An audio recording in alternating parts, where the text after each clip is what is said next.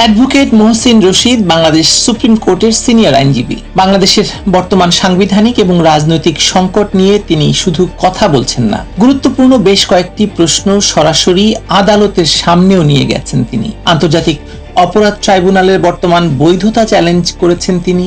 প্রশ্ন তুলেছেন 2024 সালে গঠিত ডক্টর মোহাম্মদ ইউনূসের অন্তর্বর্তী সরকারের সাংবিধানিক ভিত্তি এবং তাদের 18 মাসের কর্মকাণ্ড নিয়ে। সম্প্রতি শেখ হাসিনার দেশে ফেরার ঘোষণা এবং তাকে প্রত্যার্পণের প্রশ্নকে কেন্দ্র করে বাংলাদেশ ভারত সম্পর্ক নতুন এক জটিলতায় পড়েছে। প্রধানমন্ত্রী তারেক রহমানের বহুল আলোচিত ভারত সফরও শেষ মুহূর্তে অনিশ্চিত হয়ে পড়েছে বলে অনেকে মনে করছেন। এর সঙ্গে যুক্ত হয়েছে আওয়ামী লীগ নিষিদ্ধকরণ, আন্তর্জাতিক অপরাধ ট্রাইব্যুনালের বিচার ও মৃত্যুদণ্ড, বিচার বিভাগের স্বাধীনতা এবং 2024 থেকে 2026 পর্যন্ত নেওয়া রাষ্ট্রীয় সিদ্ধান্তগুলোর ভবিষ্যৎ আইনি বৈধতার প্রশ্ন। রাজনৈতিক বক্তব্যের বাইরে সংবিধান এবং আইনের চোখে এসব ঘটনার অর্থ কি, তাৎপর্য কি? শেখ হাসিনা দেশে ফিরতে চাইলে তাকে বাধা দেওয়ার সুযোগ আদৌ আছে কিনা?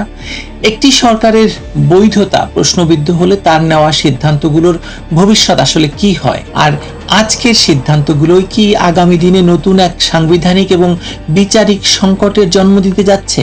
এসব বিষয় এবং প্রধানমন্ত্রীর ভারত সফর, বিশেষ করে ডক্টর ইউনূসের বিচার আসলেই হবে কিনা বা আদৌ বাংলাদেশে সম্ভব কিনা, এসব নিয়ে আজ কথা বলবো অ্যাডভোকেট মোহাম্মদ মহসিন রশিদের সঙ্গে। অ্যাডভোকেট মহসিন রশিদ।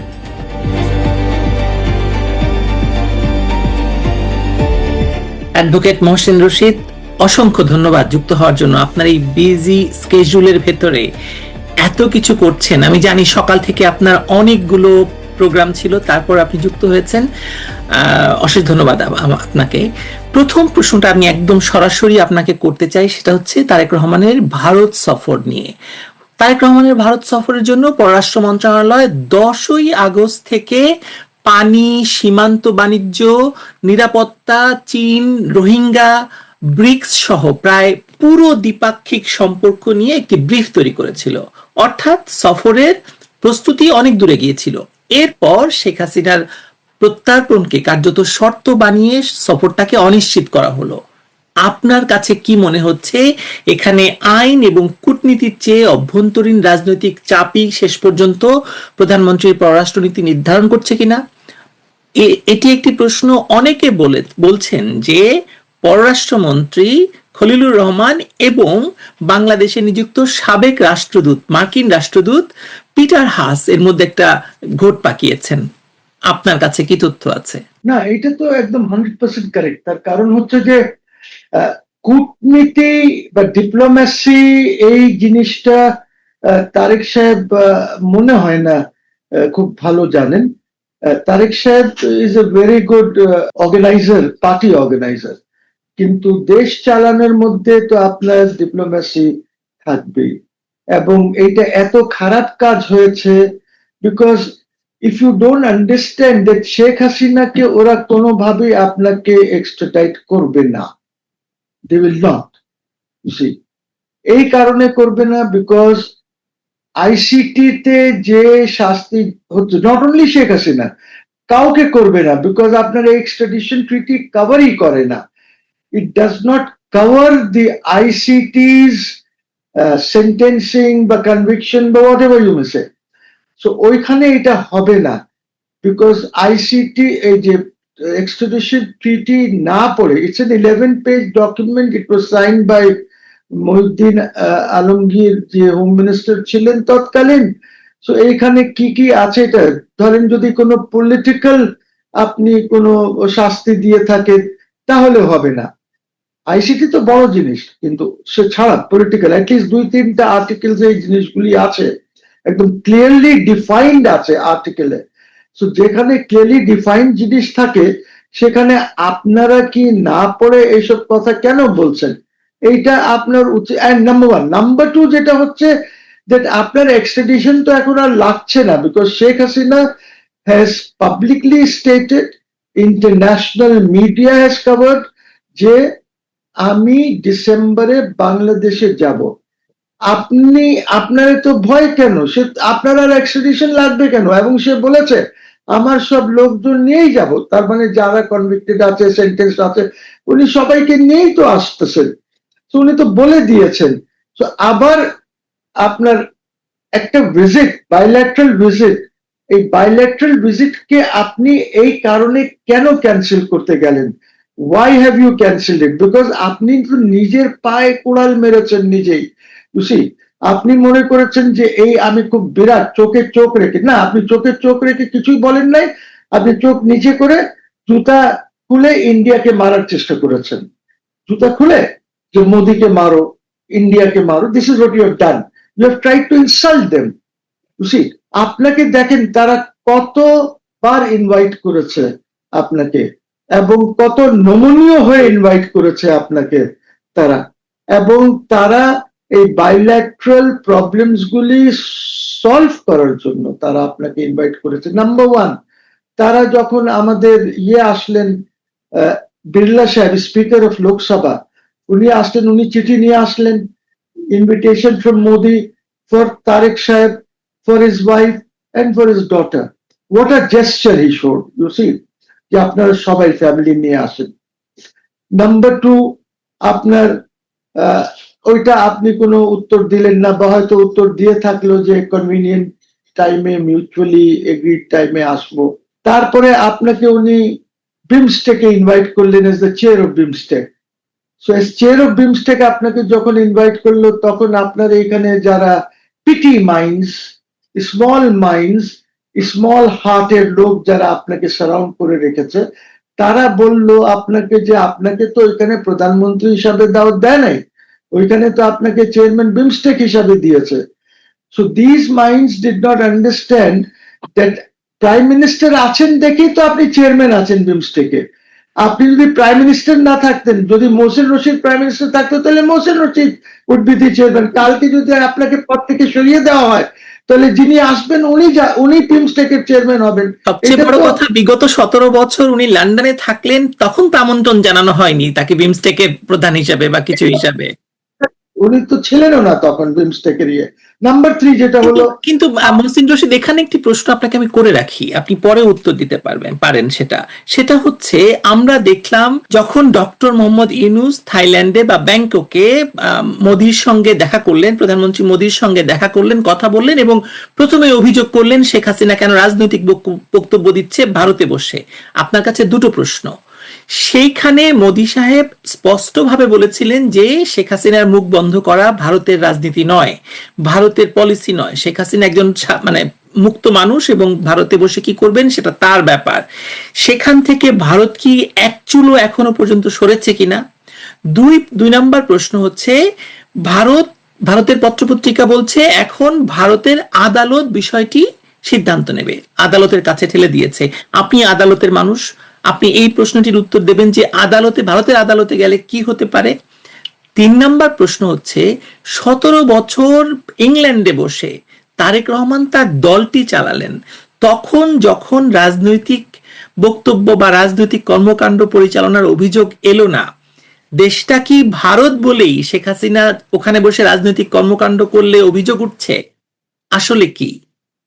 তিনটি না, ওকে, না, আই টেল ইউ, আপনি যখন বিমস্টেক আর ইউনুসের কথা তুললেন, আপনি ভালো করেই জানেন দ্যাট ইউনুসকে আপনাকে মোদি দেখা করতে চায় নাই, হি ওয়াজ অপোজ টু ইট, ঠিক আছে। এবং এক পর্যায়ে যখনই দেখা হলো, Yunus had to wait 1 hour বাইরে দাঁড়িয়ে থাকতে হলো, মানে বসে থাকতে হলো, before he could enter the place যেখানে মোদি মিটিংটা করেছিলেন। ওইটা খেয়ালে রাখতে হবে। আর এইটা হি শোড দিস কার্টসি, সে দেখাতে চায় নাই, হি শোড দিস কার্টসি অনলি বিকজ যে বাংলাদেশের, সে পাগল হোক, ইউনুস পাগল হোক, ছাগল হোক, যাই হোক, ঠিক আছে, বাংলাদেশের ব্যাপার আছে, let me speak to him. আর ওইখানে আপত্তি দিয়ে তো লাভ নাই। ইউ সি, কারণটা হচ্ছে যে who is Sheikh Hasina? Sheikh Hasina is the Prime Minister of Bangladesh. Her term extends until 29th, মানে 29th ইয়ার পর্যন্ত, 2029 পর্যন্ত। আপনি Sheikh Hasina, the prime minister of Bangladesh, army মনে করেছে যে আমরা সিকিউরিটি প্রোভাইড করতে পারছি না, এইটা হলো আর্মি আর সিকিউরিটি ফোর্সেস ব্যর্থতা। এই ব্যর্থতার জন্য তারা মনে করেছে যে আমরা ওনাকে সেফ জায়গায় রেখে আসি, ইন্ডিয়ান আর্মি চিফের সাথে বা ডোভালের সাথে আলাপ করে ওনারা as the prime minister of Bangladesh নিয়ে গেলেন, যিনি আপনার C-130 আপনার এয়ারক্রাফট ছিল এয়ারফোর্সের, সেটা আবার এসকোর্ট করেছে ইন্ডিয়ান এয়ারফোর্সের জেটস, এসকোর্ট করে নিয়ে গেল এয়ারফোর্স বেসে, নামিয়ে আসলো, নামিয়ে আসার পর আপনারা চলে আসলেন। ওই প্লেনের মধ্যে কিন্তু SSF ছিল, সিকিউরিটি যেটা প্রাইম মিনিস্টার থাকে তারাও গিয়েছে। আপনারা ওনাকে কাকে রেখে আসলেন? প্রাইম মিনিস্টার অফ বাংলাদেশকে রেখে আসলেন আপনি। সো দ্যাট ইজ যতক্ষণ পর্যন্ত বাংলাদেশে ইলেকশন হয় নাই, আই ওয়াজ কলিং আর দ্য প্রাইম মিনিস্টার। ইলেকশন হয়ে গেছে, এই জন্য আই নাও কল আর the de facto prime minister and Tarique is the de jure prime minister. ঠিক আছে, but that does not mean যে উনি আদেশ টাদেশ দেবেন না বা আপনি বন্ধ করে দেবেন, because she is a guest of India. Who is a guest of India? The prime minister of Bangladesh. ঠিক আছে, উনি গেস্ট অফ ইন্ডিয়া, ইন্ডিয়া কিভাবে উনি কি করবেন, বাংলাদেশের জনগণের সাথে কি আলাপ করবেন, প্রেসের সাথে কি আলাপ করবেন, অ্যাজ লং অ্যাজ ওই আলাপটা ইন্ডিয়ার বিরুদ্ধে না হয়, অথবা অন্য কোন দেশে যার সাথে ইন্ডিয়ার সম্পর্ক আছে ওইটা বিরুদ্ধে না হয়। As long as that does not happen, she's free to talk to anybody and India will never stop her. Now your other question about the courts will decide, courts will decide না, কোর্টে যাবেই না এটা। তার কারণ হচ্ছে কোর্টে যাবে অন্যটা, because Hadi has also been refuse. হাদির কিলার্স গুলিকেও ওরা দেবে না, এটা নোট ওয়ার্বেল দিয়ে তারা জানিয়ে দিয়েছে। কেন জানিয়ে? হাসিনার কেস ইজ ডিফারেন্ট, ওইটা তো এক্সট্রাডিশন ট্রিটির মধ্যেই পড়ে না, সো দ্যাট গোজ। আর হাদির যেটা আছে, হাদিরটা তারা বলছে এইটা কোর্টে যাবে, বিকজ হাদির কিলার্স যাদেরকে ওরা বলছে অ্যালেজড কিলার্স, ওরা সেখানে ওদের বিরুদ্ধে মামলা চলছে for illegal entry into India. ওই মামলার ডিসপোজাল হতে হবে। তারপরে নোট ওয়ার্বেলে তারা বলে দিয়েছে যে এই হত্যাকাণ্ডের সাথে ইউনূস সরকারের কিছু উপদেষ্টারা জড়িত আছে। So that has made it more complex, যার জন্য ওরা হাদির কিলাসকেও দিচ্ছে না এই মুহূর্তে।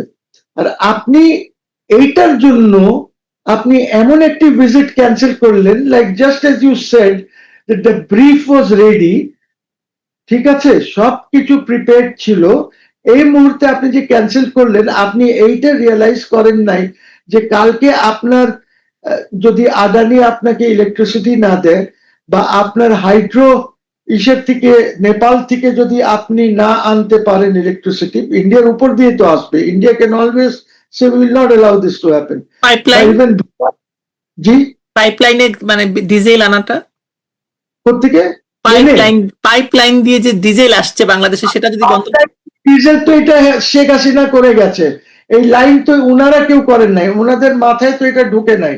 ইভেন যে আপনার গ্যাসের জন্য যে সমুদ্রে, গভীর সমুদ্রে যে আপনার, so that this tankers can come and offload liquid, এবং ওইখানেই এইটাকে গরম করে গ্যাসে আবার কনভার্ট করে পাইপের মাধ্যমে জন্য দেয়, এটা কে করেছে?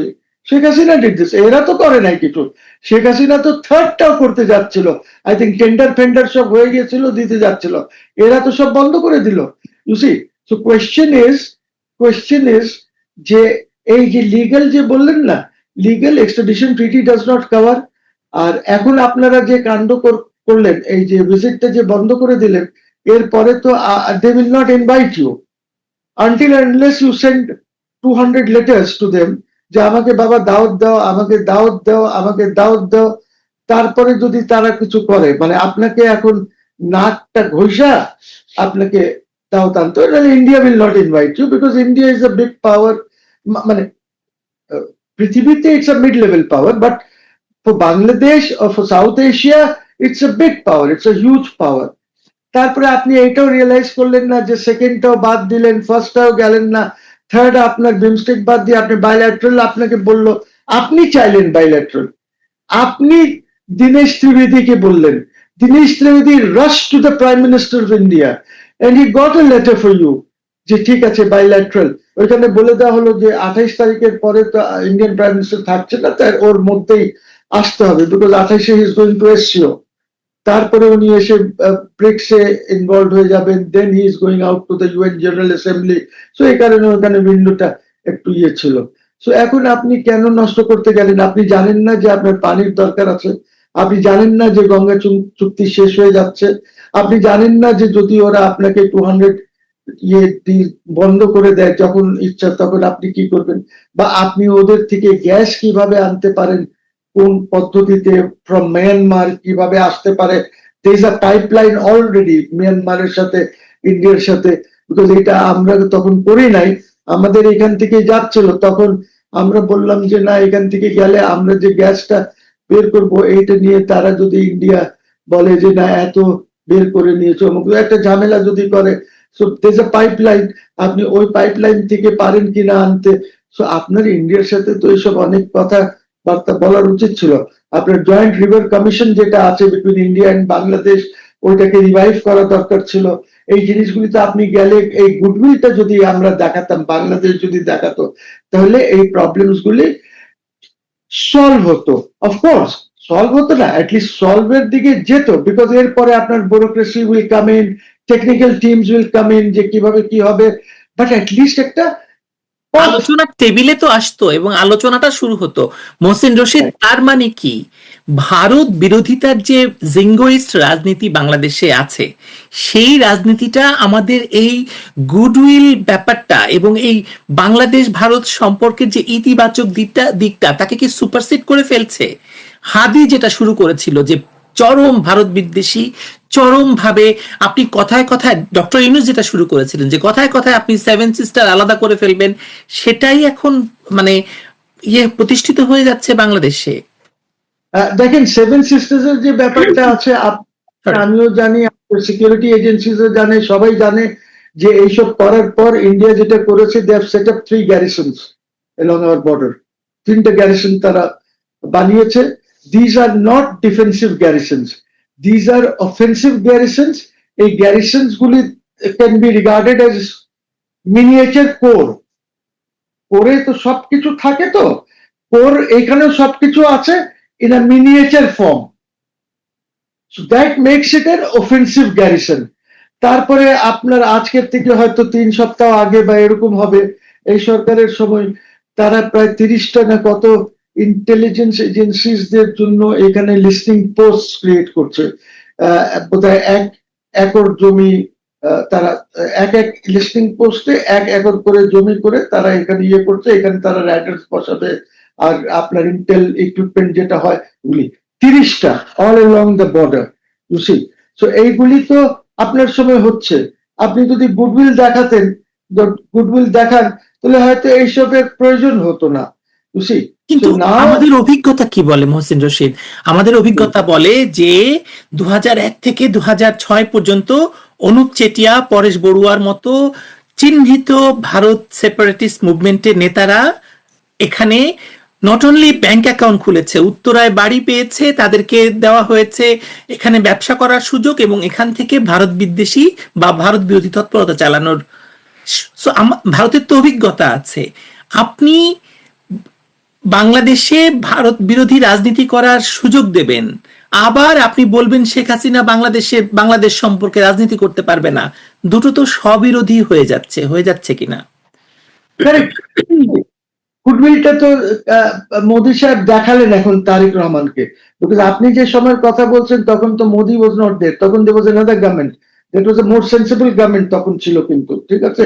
ওর মধ্যে প্রণব মুখার্জির মতন ব্যক্তিত্ব ছিলেন, ওর মধ্যে চিদম্বরমের মতন, মনমোহন সিং এর মতো ব্যক্তিত্ব ছিলেন, মতন ব্যক্তিত্ব ছিলেন। সো ওইটার সাথে তো এই গভর্নমেন্টের আমি তুলনা করতে চাই না ফর ভেরিয়াস রিজনস, কিন্তু ওই সময়ে আপনি গভর্নমেন্টের সাথে যেটা করলেন ইন্ডিয়ার সাথে, তারপরেও তো মোদি হ্যাজ শোন গুডউইল। আপনাকে আপনার মায়ের হিসেব সময় পাঠালো, জয়শঙ্কর আসলেন, আপনার ওথ টেকিং এর সময় আসলেন, বিড়লা আসলেন, so they have shown goodwill. আপনাকে এই শর্ট পিরিয়ডে 3টে ইনভিটেশন দেখিয়েছে। So you see the bottom line is যে আপনি গুডউইলটা নষ্ট করেছেন। এই গুডউইলটা নষ্ট করে তো আপনি ওদেরকে অধিকার দিয়েছেন যে তারা আপনাকে আর হেল্প করবে না, they will not help you. আপনাকে এই ধরেন একটা জিনিস 10 টাকার জিনিস তারা বলবে যে 50 টাকায় দাও, ওদের ইমার্জেন্সি আছে। Loss is yours, you see. আমার 4,600, আমি তো জিওগ্রাফি চেঞ্জ করতে পারছি না।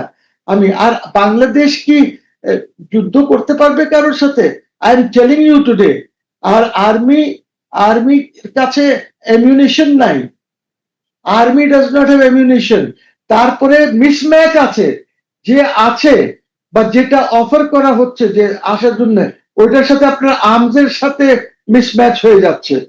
You see, so we have a problem. আমাকে বুঝতে হবে। সো আমরা এইসব না গিয়ে যাওয়া উচিত ছিল, কথা বলা উচিত ছিল। ইউ সি, কথা বললে অনেক কিছু প্রবলেমস রিসলভ হয়। ইউ সি, কিন্তু আপনি রশিটা একদম টেনে ধরবেন যে আমার প্রেস্টিজ হচ্ছে সবচেয়ে বড়, ছিঁড়ে যাবে। বাংলাদেশের পক্ষ থেকে বলা হচ্ছে শেখ হাসিনাকে ফেরত দিতে হবে, কিন্তু শেখ হাসিনা নিজেই দেশে ফেরার কথা বলেছেন, যেটা আপনি বললেন, আদালতে আত্মসমর্পণের কথা বলেছেন। নেপালের সাবেক প্রধানমন্ত্রী শের বাহাদুর দেউবা গ্রেপ্তারি পরোয়ানা মাথায় নিয়ে সম্প্রতি দেশে ফিরেছেন এবং রাষ্ট্র তাকে বেশ মানে দেশে প্রবেশে বাধা দেয়নি। তাহলে শেখ হাসিনার ক্ষেত্রে সরকার বা কোনো রাজনৈতিক দল কিভাবে বলতে পারে তাকে ফিরতে দেওয়া হবে না? একজন নাগরিকের স্বদেশ প্রত্যাবর্তনের অধিকার কি রাজনৈতিক দলের অনুমতির বিষয়? দেখেন, নেপালের সাথে কম্পেয়ার করে লাভ নেই। দে আর মোর সিভিলাইজড। আমরা we are not civilised, uncivilised হয়ে গেছে আমরা। একসময় আমরা সিভিলাইজড ছিলাম, এখন আর না, নো মোর। বিকজ ওরা কি, ওদের স্টুডেন্ট মুভমেন্ট যারা করেছে, ওরা কোনো সরকারে গিয়েছিল? ওদের যে কেয়ারটেকার বা interim Sarkar, chief justice under, did anybody join the government? No. They went back to their colleges and universities and schools. তারা ওইখানে গিয়ে পড়াশোনা করছে। তো ওদের সাথে আমরা মনে হয় না যে তুলনা করে খুব লাভ হবে। তার কারণ হচ্ছে ওদের যে ব্যক্তিকে দেওয়া হয়েছিল, যে ভদ্র মহিলাকে দেওয়া হয়েছিল, উনি সুশীলা কার্কি, উনি কমিটমেন্ট রেখে 6 মাসে চলে গেছেন। উনি এইখানে আমার ইউনুস সাহেবকে দেওয়া, ইউনুস সাহেব তো আরো চাচ্ছিল যে কোনোভাবে যদি 10, 20, 50 বছর থাকা যায়। So this is a difference. ওদের সাথে আমি আমার এদেরকে তুলনা কিভাবে করব, বা আমার ইভেন যারা পলিটিক্যাল পার্টিজ আছে ওদেরকে কিভাবে করব? আজকে দেখেন, ইউনাইটেড নেশনস এর রিপোর্টে আসছে যে আমাদের এখানে আল কায়দা আছে, অমুক আছে, তমুক আছে। আমাদের এখানে ওই প্রেসার কুকার বোমা পাওয়া গেছে। এখন do you know how dangerous this can be, pressure cooker bomb? আপনার বাসাতেও যদি আপনি প্রেসার কুকারের হুইসেল বন্ধ করে দেন, আর থাকুক, আই টেল ইউ, এটা আপনার ছাদটা একদম উড়িয়ে দেবে যখন বাস্ট করবে। It's so dangerous, you see. তো এই জিনিসগুলি তো আমরা দেখছি এখন। তো এখানে জঙ্গিবাদের ইয়েটা তো সবাই বলে শেখ হাসিনা জঙ্গিবাদ করতো। এখন তো আর শেখ হাসিনা নাই, তো এখন এই জঙ্গিবাদ কোত্থেকে আসছে? Where is it coming from? না, এখন তো স্বরাষ্ট্রমন্ত্রী বলছেন যে এটা জাতিসংঘের অনুমিত একটি বিষয়, তারা অনুমান করেছে, আর হচ্ছে এটাতে তারা পাত্তা দিচ্ছেন না, আমলে নিচ্ছেন না। কিন্তু 1400 যে মানে নিহতের গল্প করেছিল সেটার ঠিকই মেনে নিয়েছে। আপনি এই দুটো নিয়ে একটু বলবেন কিনা? এইখানে যে সেটা হলো যে এইটা হলো ইউএন এর রিপোর্ট, আর যেটা 1400 যেটা বলেছিল এইটা হলো তুর্কের report, friend of Yunus. Both are corrupt. Yunus is also corrupt. Volker Turk is also corrupt. People know this. So, উনি UN সেক্রেটারি জেনারেল উনি রিকোয়েস্ট করেন যে আমরা এরকম এটা একটু আপনি কাউকে দিয়ে ইনভেস্টিগেশন করিয়ে দেন, একটা commission. The right way would have been asking the Secretary General of the UN for a commission. তখন উনি হয়তো স্কটল্যান্ড ইয়ার্ড, অমুক তমুক 2-4 জায়গার থেকে মিলিয়ে একটা কমিশন বানিয়ে দিতেন, ওই কমিশন এসে করতো। উনি করেছে কি, তার বন্ধু ওই যে ভলকার টুর্ক, ওকে ডাইরেক্ট বলেছে যে তুমি এসে এখানে, ইমেল করেছে, ইমেইলের ভিত্তিতে এটা করা হয়েছে। জি, এবং হয়তো টাকা পয়সা দিয়েছে। ইউনুস তো ইজ আ বাটপার, বুঝছেন না, থার্ড ক্লাস একটা লোক। হ্যাঁ, মানে he can go to any extent for himself. So self seeking person তো। তো এখন টুক দিয়েছে, এখন এই 1400 হিসাব তো সরকারও দিতে পারে না। সরকার 800 হিসাব দেয়, আপনি ছাত্রদেরকে জিজ্ঞেস করেন, ওরা হয়তো 500 বেশি হিসাব দিতে পারবে না।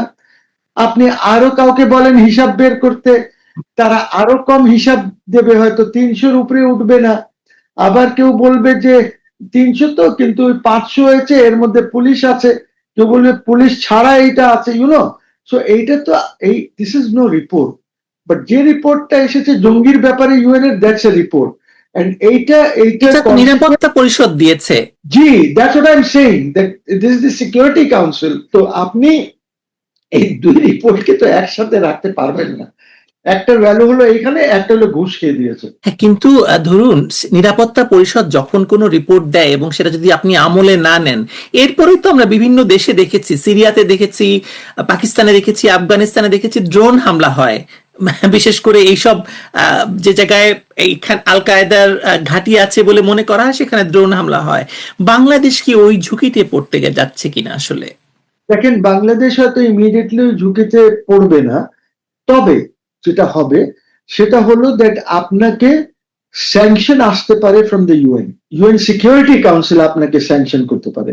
তারপরে স্যাংশন গুলি যদি কাজ না করে, তাহলে আপনাকে টেরোরিস্ট স্টেট ডিক্লেয়ার করতে পারে। আপনি ইউনূস সরকারের 18 মাসের কর্মকাণ্ডের তদন্ত চেয়ে আদালতে গেছেন। আদালত বোধহয় 2-1 দিনের মধ্যেই শুনানি করবে, আমি জানি না, আপনি নিশ্চয়ই আমাদেরকে বলবেন কবে করবে। এখন আবার ডক্টর মোহাম্মদ ইউনূসের দেশ ত্যাগে নিষেধাজ্ঞা চেয়েও আপনি আইনি নোটিশ চেয়েছেন।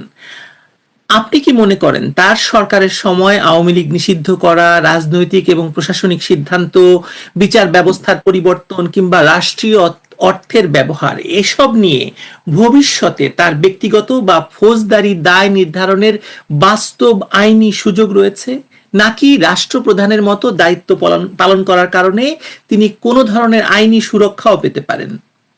না, ইউসি, আমি যেটা করেছি, আমি যে কমিশন চেয়েছিলাম ওইটা তো রিজেক্ট করেছে হাইকোর্ট, বিকজ ওদের সাহস নাই, তো দুর্বল, সাহস নাই। সো এটা রিজেক্ট করেছে। বিএনপি অপোজ করেছে, অর্থাৎ বিএনপির অ্যাটর্নি জেনারেল অপোজ করেছে, সবাই মিলে। ওটা আপনি দেখলে দেখবেন যে 40 জন দাঁড়ায় ওখানে অপোজ করেছে। তো ঠিক আছে, সো রিজেক্ট করেছে। আমি ওইটার আপিল অলরেডি ফাইল করে দিয়েছি অ্যাপেলেট ডিভিশনে। আমি যে 106 যেটা ছিল, ওইটার রায় অনেক দিন পর পেয়েছি, 6 মাস পর। ওইটার আমি রিভিউ রেডি করছি, ওটা 2-1 দিনে ফাইল হয়ে যাবে। আর এখন যেটা করেছি, বর্তমানে বর্তমানে আমি আমার লয়ার্সকে দিয়ে নোটিশ দিয়েছি, ব্যারিস্টার আশরাফ, অ্যাডভোকেট মামুন মাহবুব, ওদের মাধ্যমে নোটিশ দিয়েছি ক্যাবিনেট সেক্রেটারি, হোম সেক্রেটারি, সব যতগুলি আছে অ্যান্টি কারাপশনের সবাইকে। ইটস এ বিগ নোটিশ, অনেক পাতার নোটিশ আছে এইটা। সেখানে আমি চাচ্ছি যে ওটার বিরুদ্ধে অনেক আছে। আর এই যে ছেলেরা মারা গেছিল, এইটার একটা ইনকোয়ারি করার জন্য অলরেডি রুল ইস্যু করেছে হাইকোর্ট। তো এই রুল ইস্যু করেছে, এই মুহূর্তে উনি যেন এই কারাপশন বা এইগুলি আনসার না করে, উনি যেন দেশ ত্যাগ না করতে পারেন। অর্থাৎ he should be restrained from leaving the country, অথবা you put him on the exit control list, যে এক্সিট যেন না হতে পারে। এর মধ্যে এসবি টেসবি সবাইকে করেছে। সো এইটা হলো দ্য লাস্ট ওয়ান যেটা করেছে। এটা হয়তো নেক্সট উইক বা আমরা, ওরা তো করবে না গভর্নমেন্ট, আমরা এটা নিয়ে চলে যাব। So this will also show that এই যে বারবার ওদের অ্যাটর্নি জেনারেল বা গভর্নমেন্ট অপোজ করছে বা সাপোর্ট করছে না যে এগুলি ইনকোয়ারি করা উচিত। This a whole list of it, অনেক কিছু আছে। সো এই যে করছে, এর মধ্যে তো আপনি জানেন হয়তো, এইখানে একটা পত্রিকা বাংলাদেশ প্রতিদিন সম্ভবত একটা হিউজ রাইট আপ আছে ওদের, এবং ওইখানে একদম সব কারাপশনের তার কথা বলা আছে। কালের কণ্ঠ করেছিল, কালের কণ্ঠ এবং বাংলাদেশ প্রতিদিন দুটোই করেছিল। হ্যাঁ, করেছে, ওকে। সো আমি দেখিনি, but I have been told. So এই জিনিসটা যে আছে, সো এইটা যে কোনো সরকার হলে বলবে যে না, he should not be allowed to leave the country, because যখন এরকম তার মানে পাবলিকলি। কি ডক্টর ইউনূসের এই শাসনকালটাকেও পুরোটা ইন্ডেমনিটি দেওয়া হলো কিনা আসলে? না না না, there is no indemnity. Indemnity দেওয়া হয় নাই।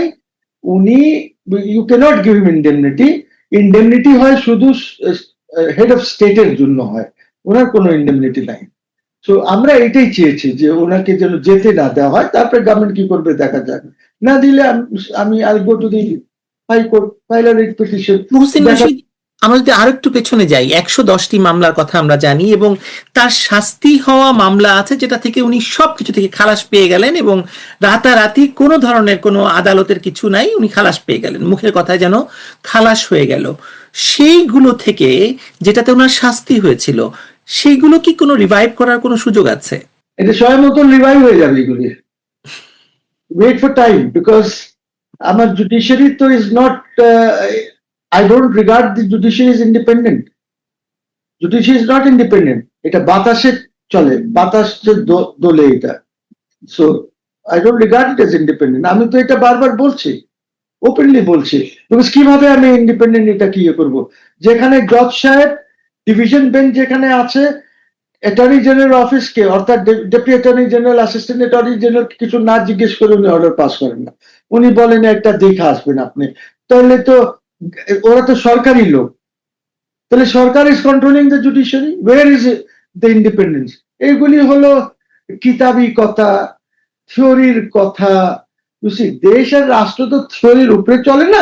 You can take things from the theory এবং ওইটাকে আপনাকে প্র্যাকটিক্যালি সে নিয়ে আসতে হয়। So I don't regard the judiciary as independent, but আমরা করে যাব, because after all history will one day decide what we are doing. আমি কোর্টে হারি বা জিতি is not important. শেষ প্রশ্ন করি আপনাকে, মানে একটু ভবিষ্যতের দিকে তাকিয়ে এই প্রশ্নটা করতে যাচ্ছি। 2024 সালের ক্ষমতার পরিবর্তন, ইউনূসের 18 মাস, আওয়ামী লীগ নিষিদ্ধকরণ, একটি বড় রাজনৈতিক শক্তিকে বাদ দিয়ে নির্বাচন, আন্তর্জাতিক অপরাধ ট্রাইব্যুনালের বিচার এবং এখন শেখ হাসিনাকে কেন্দ্র করে ভারত বাংলাদেশ সম্পর্কে অচলাবস্থা, এই যে পুরো অধ্যায়টা যদি 5 বছর পর সুপ্রিম কোর্টের একটি সাংবিধানিক বেঞ্চের সামনে এগুলো আসে, আপনার ধারণায় বাংলাদেশের আইনের ইতিহাসে সবচেয়ে বড় প্রশ্নটি আসলে কি হবে? কে ক্ষমতায় ছিল, নাকি সেই ক্ষমতা অর্জন এবং প্রয়োগের সাংবিধানিক বৈধতা আসলে কি ছিল? আপনি কিভাবে দেখেন ব্যাপারটা? অনেক অনেক প্রশ্ন উঠবে। It will depend on when there is a change in government. ওর কারণটা হচ্ছে যে, প্রথম কারণটা বলি, 106-এ can Yunus be the head of government? Because আপনার সংবিধানে কেয়ারটেকার সিস্টেমটা উঠে গেছে 15th অ্যামেন্ডমেন্ট দ্বারা, ঠিক আছে? এখন এটা উঠে যাওয়ার পর উনি 106 দ্বারা কি সংবিধানে ইন্টারপোলেশন হতে পারে, কিছু ঢুকাতে পারেন? হ্যাঁ, আপনি বলেন ওত নেবে, ঠিক আছে। তো উনি অ্যাডভাইজার হবে, রাষ্ট্রপতির অ্যাডভাইজার হবে, রাষ্ট্রপতি দেশ চালাবেন, বিকজ প্রাইম মিনিস্টার না থাকার জন্য ওই অফিসটা মার্জ হয়ে যাচ্ছে with the office of the president, because there is nobody else. আর কনস্টিটিউশনে এক্সিকিউটিভের যে চ্যাপ্টারটা আছে সেখানে প্রথমে প্রেসিডেন্ট আছে, তারপরে প্রাইম মিনিস্টারের সঙ্গে বলা হচ্ছে শিল B the chief executive. But এরকম যদি সিচুয়েশন দাঁড়ায় তাহলে the president will have to assume all the responsibility, and the president did that. President এটা by dissolving the parliament, he was told to dissolve, and dissolve করেছেন। উনি attorney জেনারেলের appointment দিয়েছেন, where is the prime minister, where is the government? He did these things. So Yunus at best or onar advisors রাষ্ট্রপতি president will preside over the cabinet meetings এবং ওদেরকে দপ্তর এলোকেট করা হবে, ওরা কাজ করবে। But Yunus cannot independently be head of government under this constitution. আপনি ও কনস্টিটিউশনে নিয়েছেন, why don't এটা তো you একটা চর understand? দখলের মতো ব্যাপার হয়ে গেল, যে আমি চর দখল করলাম এবং এই চরটা দখল করে এই জমি দিলাম একজনকে, এই জমি দিলাম করিমকে, এই জমি দিলাম রহিমকে, এরকম ঘটনা হয়েছে। যদিও আপনার একটা সুপ্রিম অথরিটি আছে, রাষ্ট্রপতির কার্যালয়, যেখানে এটা রাষ্ট্রপতি হচ্ছে রাষ্ট্রের সর্বোচ্চ, যেহেতু প্রধানমন্ত্রী নেই, স্পিকারও নেই। এই জন্য মার্জ হবে আমি বলছি। কারণটা তো প্রধানমন্ত্রী আমি আগে বলতাম পালিয়ে গেছে, বাট সব জিনিসগুলি দেখার পর দেখছি যে না, শি হ্যাজ নট ফ্লেড। আপনি ওনাকে সিকিউরিটি না দিতে পেরে, এটা আর্মির খুব বড় ব্যর্থতা। যদি শেখ হাসিনাকে সিকিউরিটি দিতে পারেনি, আমি জানি না আগামী দিনে অন্য রাষ্ট্রপ্রধান বা ওদেরকে, এখন যেমন আছেন, কোন সময় এমন সিচুয়েশন হয়ে যায়, তো এরা তো উনাকেও দিতে পারবে না। সো এই জন্য দেখেন, আপনি যখন রাজনীতি করেন, পলিটিক্স করেন, প্রধানমন্ত্রী, আপনাকে তো এইসব চিন্তা করে করতে হবে। যাই আইন বানান, কানুন বানান, যাই করেন, এইসব চিন্তা না করলে তো you might fall in the same trap. Army যে ট্র্যাপটা শেখ হাসিনার জন্য করেছিল, ওরা আমেরিকান যে আপনার গুপ্ত যে ডিপ স্টেট, এই ডিপ স্টেটের সাথে মিলে যে ট্র্যাপ হাসিনার জন্য সৃষ্টি, আপনি যদি 3 আগস্ট, 4 আগস্ট বা 5 আগস্টের যদি ঘটনাগুলি দেখেন, এখন তো মনিরুল ইসলাম অলসো হ্যাজ কাম আপ, এসবির যিনি চিফ ছিলেন, উনি আপনাকে ইন্টারভিউ দিয়েছেন, যে আপনাকে ইন্টারভিউ দিয়ে উনি অনেক কথা বলেছেন যে কি হয়েছে। সো পিপল নাও নো যে কোথায় ডিপ স্টেট, কোথায় কোথায় টাকা পয়সা খরচ করেছে, আপনার এনডিআই কি করেছে, আইআরআই কি করেছে, এখন তো এভরিবডি নোজ। এখন তা বিকজ ট্রাম্প সাহেব বলেছেন, the president of the United states has said যে $29 মিলিয়ন খরচ করা হয়েছে from the US aid budget, এবং ওর মধ্যে উনি একজনের কথা বলেছেন যে ম্যাক্সিমাম টাকা একজনের কাছে গেছে, ওরা ওই অর্গানাইজেশনটায় খালি 2 জন আছে। আমি জানি না কোন অর্গানাইজেশন। বিচার তো হবে, বিচার তো করতে হবে এই এজেন্টসদের, বিচার করতে হবে আপনার ওই যে একটা শয়তান আছে না, বদিউল আলম মজুমদার, ঠিক আছে, আপনাকে বিচার করতে হবে আসিফ নজরুলের, আপনাকে বিচার করতে হবে রিজওয়ানার, আপনাকে বিচার করতে হবে ফারুকের, বুঝি তো এইদের সবের তো আপনাকে বিচার, ইউনুস তো আছেই, ইউনুসের হবে হয়তো। আদিলুর রহমান শুভ্রের নাম ভুলে গেছেন আপনি। Oh my God, he's one of the biggest. হ্যাঁ, আমি ভুলে গেছি, sorry, he's one of the biggest. He's one of the biggest. ওর অধিকার যেটা আছে সেটা ধরেন ওই হেফাজতের ওই ইসের মধ্যে, সে যে একটি জেনোসাইড মেনোসাইড কি একটা বলেছিল, এত লোক মারা গেছে, হেফাজত নিজে বলছে যে 1-2 জন ছাড়া বোধহয় ওইখানে আর কোনো কিছু ঘটে নাই। They are saying, ওরা লিস্ট দিতে পারে না যে কে মারা গেল। আপনার জিজ্ঞেস করা হয়েছিল অধিকারের, oh my God, he's a bloody agent. Mohsin Rashid, আমি একদম আপনাকে এক লাইনে আরেকটি প্রশ্নের উত্তর দিতে বলবো, এক লাইনে, কারণ শেষ করব। সেটি হচ্ছে যে এই যে তারেক রহমান ভারত সফরে গেলেন না, আখেরে ক্ষতি তো হলো বাংলাদেশের। তো উনি বাংলাদেশকে মানে উনার রাজনীতি, ভারত বিরোধী রাজনীতির আসলে মানে সাথে বার্টার করতে পড়লেন, মানে কি করলেন এটা? উনি he bartered his personal image with Bangladesh first এর সাথে। তার মানে উনি যে বলেন যে সবার আগে বাংলাদেশ, সেটা তো আসলে হলো না। ওইটা বিসর্জন দিয়ে নিজের ইমেজ, যে আমি চোখে চোখ রেখে কথা বলি। অশেষ ধন্যবাদ আপনাকে মহসিন রশিদ, কথা হবে আবারও। অশেষ ধন্যবাদ, আপনি এবারে রাজি হয়েছেন কথা বলার জন্য। ভালো থাকবেন আপনি, শুভকামনা আপনার জন্য।